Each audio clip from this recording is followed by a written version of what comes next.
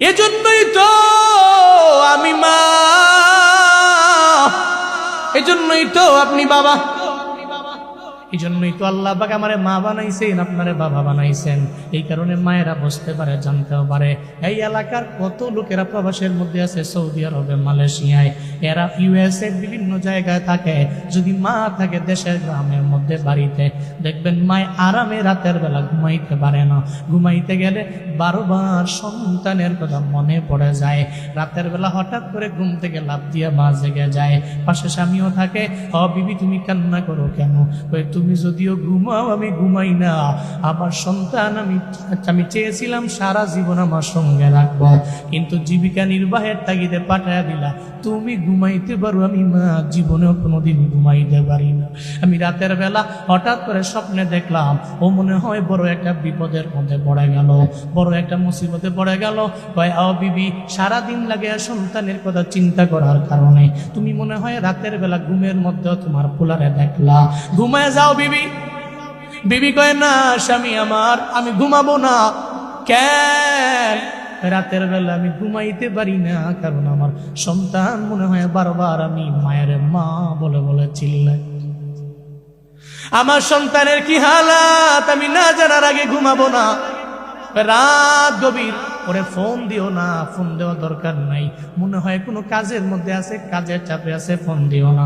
ঠিক ওই ফজরের নামাজের পরে সন্তানের মোবাইল থেকে বাবার ফোনের মধ্যে যখন টেলিফোন আসলো, মোবাইলটা রিসিভ করে কয়ে, বাবা, গত রাতের বেলা আমি অ্যাক্সিডেন্টে পড়িয়া মারাই যাইতাম, আপনাদের দোয়ার বদৌলতে আল্লাহ পাক আমারে বাঁচায়া দিয়েছে।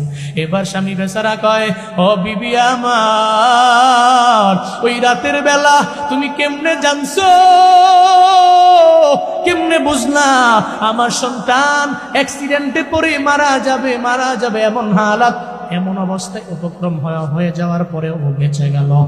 জানো না, আল্লাহ পাক আমি মায়ের অন্তরের মধ্যে এমন একটা রাডার ফিট করে দিল। আমি মা বুঝতে পারি, জানতে পারি কোন সময় সন্তানটা বিপদের মধ্যে পড়ে যায়। আপনি তো এজন্যই বাবা, এজন্যই তো আমি মা। এজন্যই তো মায়ের কদর করবা। জীবনেও কোনোদিন মায়ের মনে আঘাত দিয়ে তুমি বড় হতে পারবা না, তুমি দামি হতে পারবা না।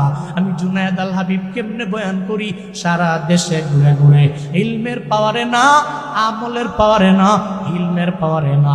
আল্লাহর কসম একবার, আল্লাহর কসম দুইবার, আল্লাহর কসম শতবার করে বলে যাই রে বাবা, আমাদের দৌড়ানোর পিছনে পুঁজি হলো 1 নম্বরে মা বাবার দোয়া, 2 নম্বরে আসাতিজায়ে কেরামের দোয়া। আর কোনো পুঁজি নেই। সুনামগঞ্জের যুবক, রাতের বেলা বয়ান লাগায়া ঘুমাও, সূরা মুলক লাগায়া ঘুমাও, হুজুরদের বয়ান শুনে ঘুমাও। সাবধান, জীবনে কোনোদিন মায়ের মনে আঘাত দিও না। মনে রাখবা, মা যদি আঘাতপ্রাপ্ত হয়, চোখের পানি ফেলে কান্না করলে তোমার পুরা জীবনটাই ধ্বংস হয়ে যাবে। ডেভেলপ হতে পারবা না, উন্নতি সাধন করতে পারবা না। নিয়ত করে নাও, আজকে থেকে আমি মায়ের সাথে, বাবার সাথে অন্যায় করব না। যেদিন হারায় যাবে ওদিন তুমি কানবা, ওদিন কানলেও তো মা বাবা জীবনেও কোনোদিন তোমার দ্বারে আসতে পারবা না, পারবেও না, তুমি দোয়াও নিতে পারবা না। তালিবে ইলম বলে, আমার মা নাই বাবা নাই বড় ব্যাপার, আমি বড় গরিব, বড় এক লেভেলের অসহায়, মাদ্রাসার মধ্যে আমি পড়তে পারি না, আমার মা বাবা নাই। আমার মা বাবা থাকলে আমারে তেল কেনার জন্য টাকা দিয়া যাইতো, আমি তেল কিনে প্রদীপ জ্বালাইয়া কুরআন পড়তে পারতাম, কিন্তু আমার মা বাবা কেউ নাই। আমি বড় এতিম, এই কারণে আমি তেলও কিনতে পারি না, এই কারণে আমি প্রদীপও জ্বালাইয়া কুরআনও পড়তে পারি না। রাতের বেলা আমি দুরূদ পড়ে যখন আমি ঘুমায়া গেলাম, আল্লাহুম্মা সাল্লি আলা মুহাম্মদ সাল্লাল্লাহু আলা সাইয়্যিদিনা মুহাম্মদ, নবীজির উপরে কয়েক মর্তবা দুরূদ পড়ে যখন আমি রাতের বেলা ঘুমায়া গেলাম, সুলতান রে, রাতের বেলা তাকায়া দেখি আমার স্বপ্ন যোগে আমার মদিনার নবী আমার দরবারে হাজির, আমার মদিনার নবী আমার দরবারে হাজির। নবী আমায় বলে, ও তালিবে ইলম, আমি নবীর উপরে দুরূদ পড়া ঘুমাইছো? তোমার স্বপ্ন যুগে আমি হাজির, কি চাও? তালিবে ইলম বলে, নবী আমার মাও নাই, বাবাও নাই, আমি বড় গরিব, আমি বড় অসহায়, আমি বড় এতিম, চাইলেও তেল কিনে আমি প্রদীপ জ্বালাইয়া কোরআন পড়তে পারি না। আমার সব বন্ধু বান্ধবেরা এরা কোরআন পইরা সবাই দামি হয়ে গেছি, আমি চাইলেও কোরআন পড়তে পারি না তেলের অভাবে, কারণ আমার মাও নাই, বাবাও নাই, আমার দুনিয়ার মধ্যে কেউ নাই। আমি কি করবো? এই জন্য নবী আপনার দুরূদ পড়ে রাতের বেলা আমি ঘুমায় গেলাম। আমার নবী কয়ে, চিন্তা করো নাই তালিবে ইলম, সুলতানের দরবারে যাবা, সুলতান মাহমুদের দরবারে গিয়া বলবা তুমি তার কাছে 5,000 টাকা পানা, সে তোমার কাছে 5,000 টাকা দেনা। এটা বলবা। যদি বলে কে বলছে, বলবা পয়গম্বর বলেছে। চিল্লা পড়া যাবে কি সুবহানাল্লাহ। আমার কোনো প্রমাণ নাই, দলিল নাই, আছে একটা দলিল, উনি হলেন আমার পয়গম্বর। তোমার স্বপ্ন যুগে নবী আইছে, বাপরে বাপ, ভালো ব্যাপার। কিন্তু নবী যে তোমার এটা কইছে, এ প্রমাণ কি? প্রমাণ লাগবো না? নবীজি তোমার স্বপ্ন যুগে আইলো আর নবী আমার কথা বলছে, এ প্রমাণ কি? সঙ্গে সঙ্গে তালিবে ইলম জানা দেয়, সুলতান আমি আমার নবীরেও বলেছি, নবী এই কথা বলার পরে সুলতান আমার কথা মানবে না। আমার নবী আমায় বলেছে, সুলতান তোমারে প্রশ্ন করলে জবাব দিবা। সুলতান গত 7 দিন একবারও আমি নবীর উপরে দরুদ পড়ে নাই। এর আগে টানা রাতের বেলা ঘুমানোর আগে 5,000 বার দরুদ পড়ে সুলতান আমি নবীর উপরে দরুদ পড়ে আর পরে ঘুমাইতো। গত 7 দিন পরে নাই। এই কথা বললেই সুলতান বুঝে যাবে তোমার স্বপ্ন যুগে আমি পয়গম্বর এই ব্যাপারে আদেশ দিয়েছি। চিল্লে আওয়াজ করে পড়বেন কি মারহাবা। সুলতান অবাক হয়ে গেল, কিরে ছেলে তুই এত কপালওয়ালা, মদিনার নবী তোর দরবারে হাজির, আমারও কপাল কত পরিমাণে ভালো। আমার নবী আমার চিনল, তোর দরবারে আমার কথা বলল, আমার বড় চান কপাল। এটা বইলা কয়ে 5,000 দিরহাম লাগবে, তুই নিয়ে যাও, তোর মরণ পর্যন্ত যত যা লাগবে আমার দরবারে আসবা, আমি তোরে যা লাগবে সব দিয়া দিব, তোর যত ভরণ পোষণ লাগবে আমি দিয়া দিব, কোনো বিপদের মধ্যে পড়লে আমার দরবারে আসবা, আমি তোরে দিয়া দিব, মুসিবতের মধ্যে পড়লে আমি সুলতানের সামনে এসে দাঁড়ায়া যাবা, জীবনও কোনোদিন আমার দরবার থেকে তোমারে আমি খালি ফিরাইয়া দিব না। সেই সুলতান মাহমুদ গজনবী রহমাতুল্লাহ আলাইহি, এই ওনারা এত দামি শাসক ছিলেন, কিন্তু নামাজ তো এরা কাজা করেন নাই, এরা নামাজ ছাড়েন নাই। এই কারণে ভারতবর্ষে 1000 থেকে নিয়ে 1027 পর্যন্ত 17 বার আসলেন, আক্রমণ করে করে সব নিয়ে চলে যায়। কেমনে পারে? কারণ এরা আল্লাহর দরবারে নামাজে দাঁড়াইয়া রবের দরবারে চায়। وَمِنَ اللَّيْلِ فَتَهَجَّدْ بِهِ نَافِلَةً لَكَ عَسَى أَن يَبْعَثَكَ رَبُّكَ مَقَامًا মাহমুদা। আল্লাহ পাক বলেন, রাতের বেলা একটা নামাজ আমি রাখছি, তাহাজ্জুদের নামাজ। তুমি যদি দাঁড়াইয়া 2 রাকাত 4 রাকাত 6 রাকাত মুসল্লায় দাঁড়িয়ে রবের সাথে যদি কানেকশন লাগাইতে পারো, বান্দারে যদি কানেকশন লাগাও, আমি আল্লাহ পাক রব্বুল আলামিন আইয়া বাসাকা রব্বুকা মাকামাম মাহমুদা, আল্লাহ পাক তোমারে একটা প্রশংসিত জায়গার মধ্যে আমার আল্লাহ নিয়ে যাবে। ওই প্রশংসিত জায়গাটা কেমন জানোনি? এমন হালাত হয়ে যাবে, তুমি সিজদার মধ্যে যে আল্লাহরে ডাকবা, আমার আল্লাহ তোমার ডাকে সাড়া দিতে দেরি করবে না। আল্লাহর সঙ্গে সম্পর্ক লাগায়, যায় নামাজ বিছাইয়া রবের দরবারে সম্পর্ক লাগায় আল্লাহর দরবারে বলে আল্লাহ। সোমনাথ মন্দিরের লোকেরা বলে 360টা মূর্তির মধ্যে কিছু মূর্তি আদৌ নাকি এই মন্দিরের মধ্যে বাকি আছে রে আমার আল্লাহ। আমি চাই না আমার নবী যেই মূর্তি ভাঙতে যে আমার নবী এত পরিমাণে কষ্ট করলো, আমি চাই না ওই মূর্তি দুনিয়ার মধ্যে থাকবে, আমি এটা চাই না। ও আমার আল্লাহ, আমার সৈন্য নাই, আমি দুর্বল, তবে নামাজের মাধ্যমে নাকি তুমি বান্দাকে সাহায্য করো আমার আল্লাহ। তোমার এক ওলিয়ে কামেলের জুব্বাটা আমি গায়ের মধ্যে লাগাইয়া আমি নামাজের মুসল্লায় দাঁড়ায় গেলাম। এই উসিলায় কি ও আল্লাহ, এই অভিযান পরিচালনার পরে আমার কি সফল বানা দেওয়া যায় না? উনি নামাজের সিজদায় কাঁদতে লাগলেন, আল্লাহর দরবারে কান্নার আওয়াজ।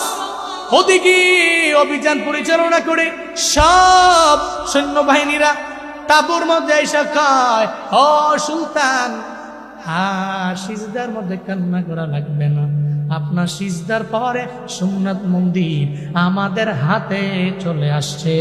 চিল্লা পড়া যাবে কি সুবহানাল্লাহ? আরো জোরে আল্লাহু আকবার।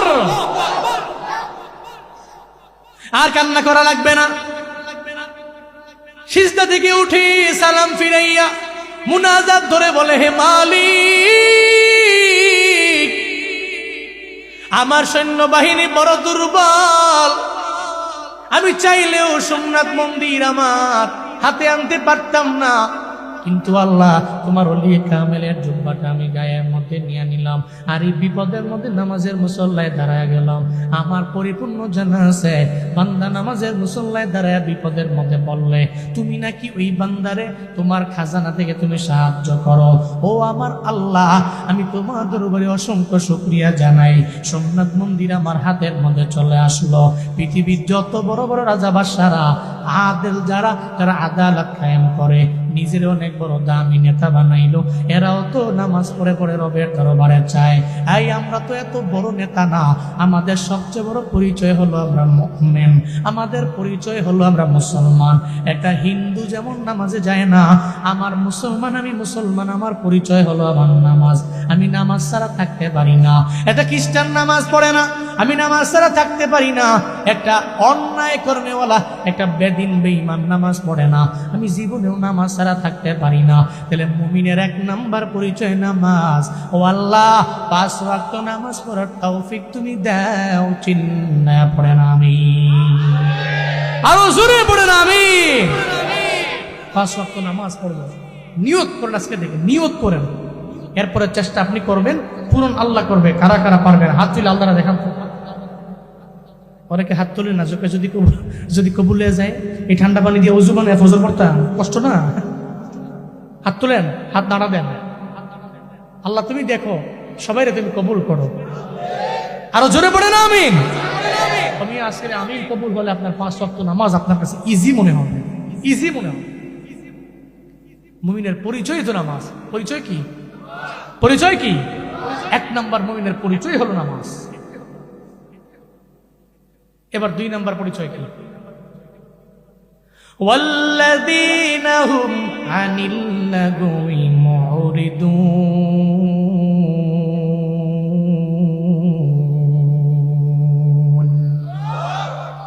আল্লাহ পাক বলেন মুমিন সফল কাম 1 নম্বরে লাগবে ওর নামাজ। নামাজের ব্যাপারেও অ্যাক্টিভ হবে। আর 2 নম্বরে মুমিনটা কেমন হবে? জীবনেও কথাবার্তা বলার ক্ষেত্রে অনর্থক কোনো কথাবার্তা এরা বলবে। অনর্থক কথাবার্তা মুমিন বলে না। যতক্ষণ অনর্থক কথাবার্তা বলবে ততক্ষণ চিন্তা করে এই জমিনের মধ্যে আমার রবের ইসলাম আর কালেমার পতাকা কেমনে সমুন্নত করা যায়, এই চিন্তা নিয়ে উনি ঘুরে, ফিকির নিয়ে ঘুরে। মুমিন অনর্থক কথাবার্তা বলে না। মুমিন তো হবে কাজের, আকামের না। মুমিন কাজের হবে, জীবনও কোনোদিন নাকামের হবে না। ভারতের বাবরি মসজিদ যে ভাঙলো, আমাদের সবার তো অন্তরের মধ্যে কি পরিমাণে রক্তক্ষরণ হলো, কারণ মসজিদের প্রতি আমাদের মায়া তো অনেক পরিমাণে বেশি। এই মসজিদের জন্য আমাদের মায়া আছে, দরদ আছে অনেক।